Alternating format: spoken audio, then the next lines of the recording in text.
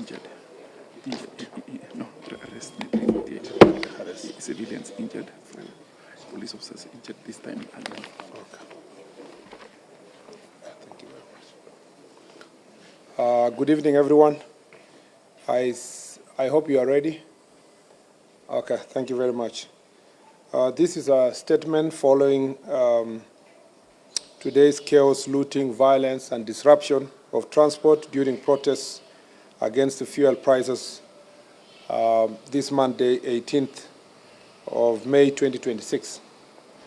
Our attention has been drawn to the chaos, violence, looting, and disruption of transport in the country today, ostensibly to protest high fuel prices. Even though our Constitution protects the right to demonstrate and picket, it is quite unfortunate that today's protests have once again been hijacked by political actors for political ends. Whereas we take cognizance of the fact that fuel prices have risen significantly as a result of ongoing global political crisis, looting, violence, blocking roads, and vandalizing public and private property can in no way bring down the oil prices.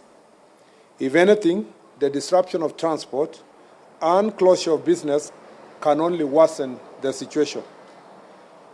The government, led by the National Treasury and the Ministries of Energy and Transport, are taking steps to engage with transport stakeholders to explore the ways of addressing price increases, and we are confident that the talks will bear fruit.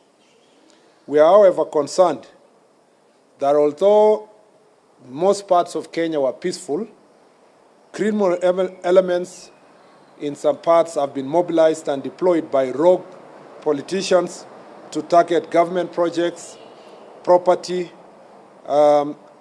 personal property, pro-government, and also property of pro-government leaders. The looting of Ketia supermarkets owned by a member of parliament who supports government, the burning down of UDA offices in Wote in Makueni County, and the torching of 2 trucks at the site of Rironi Mau Summit flagship project are not coincidence, but a calculated move to spread fear and intimidate government supporters and innocent public servants. Coupled with the recent violent attacks on Ms. Rachel Wandeto, who passed on this morning, we are witnessing a clear scheme where a section of political class is making incendiary statements to fund intolerance and ethnic bigotry and organizing gangs to spread terror, sabotage government projects, and profile and intimidate those of different political opinion, especially those who support government. We wish to reassure the country that the government will do everything in its powers to protect lives and property, and at no time would lawlessness be allowed to take root in any part of our country. We will intensify our fight against organized crime and its sponsors who are hell-bent on propagating anarchy.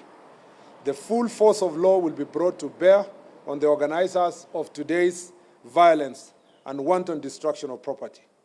In fact, it is about 348 of them have already, perpetrators have already been arrested. It is quite unfortunate also that 4 Kenyans in today's violence, which also saw more than 30 people, it's unfortunate that we lost 4 Kenyans in today's violence, which also saw more than 30 people injured. It is very regrettable that there are politicians in this country who measure the success of opposition to the government by the number of innocent lives lost in the demonstrations they organize. This is the lowest form of politics and the most wicked manifestations of self-interest. To the leaders who have been profiling Kenyans of different political opinion and calling them traitors, we shall hold you personally responsible for the lives lost and property destroyed as a result of your statements. You will be answerable now and in the future. I commend Kenyans who went about their business in peace, and actually, largely in most parts of the country, Kenyans went about their business in peace, But also there are some public transport owners who protested in peace by just keeping off the transport system without really interrupting other people's lives. And we regret, in some cases, disruption of transport and businesses that have been looted, including a supermarket in Naivasha, which, as by the time we were coming here, was still facing invasion by goons. Let us remain calm as Kenyans, as relevant government agencies address the issue of fuel prices. To those traveling, our security agencies are under instructions to ensure our safety. All the roads that were blocked have now been cleared. Part of Kirinyaga, there was an attempt in Rongai and in Kitengela, and a particular attempt in Kakamega to invade. I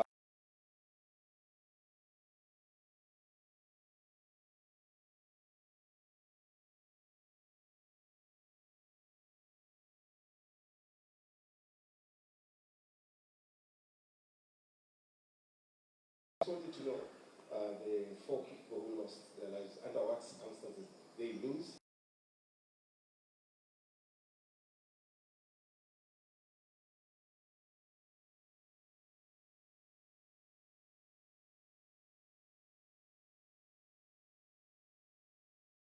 As for those who lost their lives, investigations are ongoing. It will establish exactly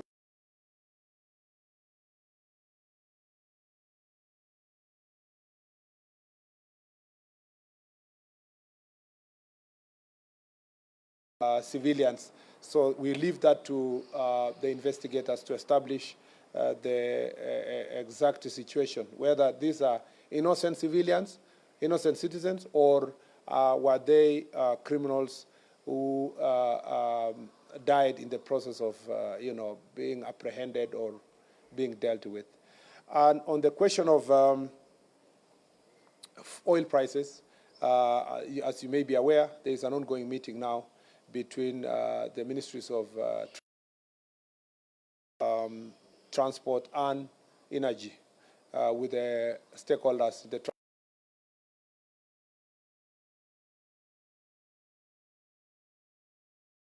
and the way forward on the question of oil prices. But nobody is a visitor in Jerusalem.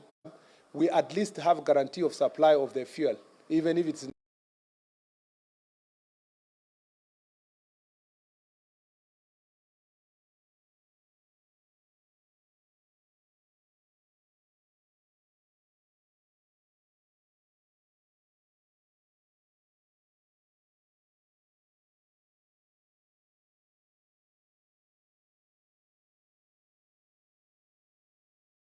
and I did it on the floor of the Senate.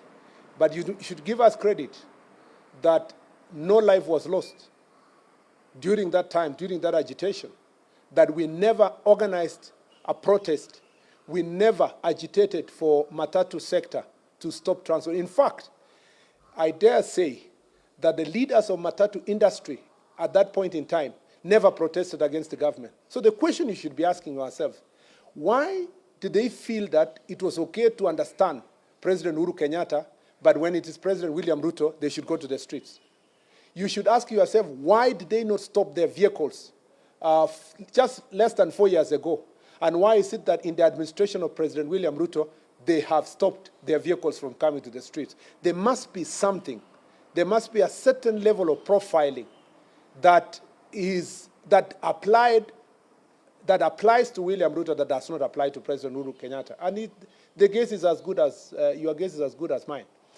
If you will give us credit for those who were opposed to the administration that time, you must give us credit for using constitutional means and using the floor of the House and giving alternative suggestions to how to handle the fuel crisis. We never organized one protest, no life was lost, no supermarket was looted, no person was targeted to be killed as a result of the higher fuel prices less than 5 years ago. So I am very proud of my record and the statements I made in the Senate just about 5 years ago. And I'm very proud of how President William Ruto handled his opposition to how government was running its affairs in the last 5 years. I wish current opposition would emulate him instead of organizing violence and so forth. And I am just asking the most simple thing. Please, the transport sector, the way you understood President Uhuru Kenyatta and never went on strike just less than 5 years ago, that is the same way you should understand President William Ruto because he's in office. Number two is that how can we ensure that in future protests do not lead to loss of life? It's just by ensuring that protests are protests. They are not criminal activities, acts of crime, looting, robbing people of their property, burning of property. As long as we stop, and I see you in the media, reporting that protesters, I saw one today, protesters in Naivasha burned 2 vehicles. Those are not protesters. Protests is constitutional. Protest is presupposed to be peaceful. Burning of 2 vehicles, the media should be able to profile the way it should be, to say criminals burn 2 vehicles in the name of protest. I wonder why media in our country does not really always give a proviso to such situations by saying there were protests, but today it was not protests, it was criminal activities that burned vehicles. Why are facts distorted? Why are facts distorted? And sometimes protesters were killed. Probably criminals who were looting were killed. They were not protesters. So let us characterize any peaceful protest will be protected in this country. And I don't think any one life will be lost in a situation where the protest is peaceful. So let it be protests, not criminal activities, and life will not be lost. The last thing I'll say is that who are these politicians we are talking about? The investigations are not going, but the incitements, the people who have been inciting, particularly that the former deputy president is on record inciting people who have a different opinion and telling people in his backyard that anybody who is having an alternative political opinion supporting President Ruto is a traitor, and the traitors must be punished. So the understanding of his supporters perhaps is that you must attack physically traitors, and he will be held personally responsible. And all other politicians who are engaging in these acts of violence will personally be held responsible. I see sometimes some of these politicians speaking about ICC, take this one, ICC, and so forth. I don't know if they know that they are making their bed now and they will lie in it. So it is important for every one of us to become aware of their own acts. And we will take the necessary legal steps to bring all of them to face the law. I know even the banning of the UDF officers in Wote, in Makueni, was organized by politicians, and the investigations are not going. So just give the DCI a few more hours, and those who are personally responsible will be held to account. I think I have answered all the questions. Yeah, I'm seeing somebody somewhere there. Yes, last one. Sorry, because you guys also indulged us by waiting for over an hour. I am indulging you by taking more questions. There's a dictatorship of the Kenyans. They're crying, why landlord countries, their prices are going down? Yet they're getting their fuel from the same port, which is the Mombasa port, including the Ethiopia, which is very, very low than Kenyans. I don't want to mention countries, but the last example you gave, just go and Google now if they have any fuel. Okay? Even some of our neighboring countries already, they are rationing their fuel by telling the motorists they will take only a certain amount per week. So Kenya is different. We are a different economy. We have different challenges, and we have different approaches to issues. But I don't think in the next few days you will be willing to ask the same question in terms of comparison of price, because the information we have is that as days go by, everybody is feeling the impact, even by our neighbors. So that difference you're speaking about is not significant enough for you to measure the difference. Let's give it another 2 weeks and let's have that discussion again. But the most competent institution to respond to your question, of course, is the Ministry of Energy, and you know, because of the meeting they have at the moment, and the Treasury and so forth, they will answer that question accordingly. The question you should also be asking is that how come in many countries where they have higher fuel prices, why are they not protesting by stopping public transport? Logically, the fact that the fuel is there should have guaranteed public transport, maybe at some slight higher cost. Then when government comes in, they would ask themselves, do we cushion the fuel prices or cushion the service provider by giving certain subsidy? But to say the fuel is there and you are not going to be able to continue public transport, I think it's unfortunate. And I'll tell you, just ask yourself a fundamental question. There's a reason why 5 years ago, under the leadership of President Uhuru Kenyatta, the public transport owners do not go on strike.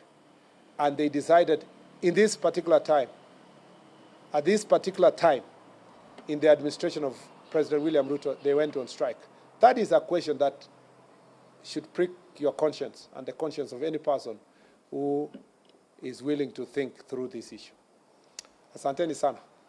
May God bless you. Thank you very much.